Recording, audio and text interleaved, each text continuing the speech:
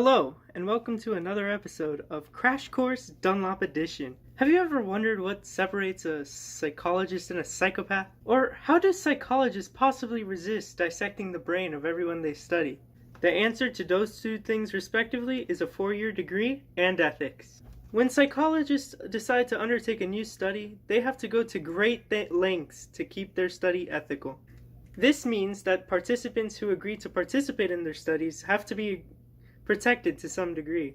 Psychologists can make sure that they do this not only by protecting their privacy, but also making sure that they consent to the study and that they are protected from any long-term psychological harm. So remember, kids, while your sample may not look like anything more than guinea pigs to you, they are unfortunately still human beings.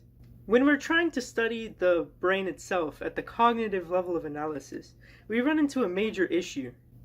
We can't actually see cognitive processes. It's a black box. We can only see what goes in and what comes out.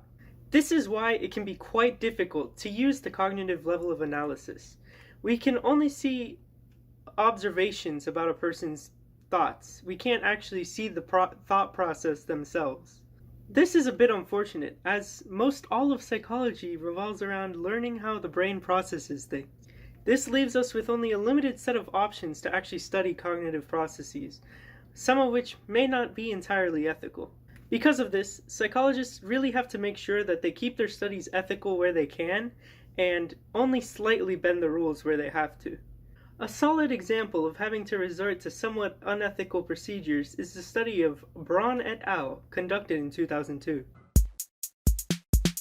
Braun and his team of researchers wanted to see how false memories were formed.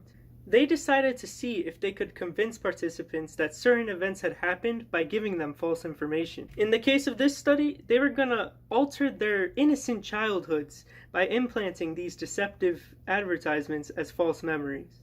The researchers began by gathering 167 American undergraduate students. The sample was then split into two experimental groups.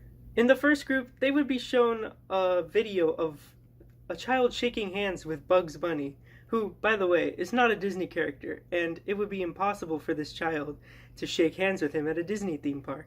The second group replaced Bugs Bunny with Ariel from The Little Mermaid, who, while she is a Disney character, wasn't actually around at the time that the participants were children, and for that, it would also be impossible for them to have shaken hands with her as well. In addition to this, 6 other viable characters who the participants possibly could have met were actually added to the sample. This brought the total number of Disney characters up to 7 for each group, and of those 7, 1 was completely false. After being shown these 2 false commercials, participants were asked to list all of the characters that they had shaken hands with when they were kids, and also rate on a scale of 1 to 10 how confident they were that they had actually shaken hands with this character. The researchers found that around 16% of participants were fully confident that they had shaken hands with Bugs Bunny. Furthermore, another 7% were fully confident that they had visited The Little Mermaid as a child. Of course, both of these scenarios were thoroughly impossible, meaning that the researchers were at least able to influence their memories to believe that this had happened based on the advertisements. The biggest ethical issue that we see in this study is the use of deception. While the researchers had to use deception in order to see how unreliable our memory truly is, it's still important to note that the actual use of deception is unethical. This is mainly because while participants are deceived, they can't truly consent to what they're doing.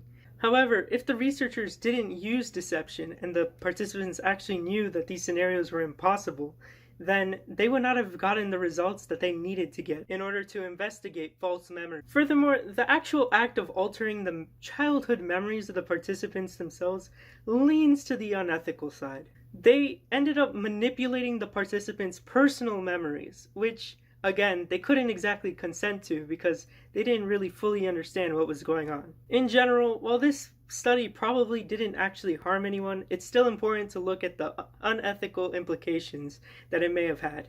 It's overall important that psychologists make sure that all of their participants are protected in order to maintain a fully ethical study.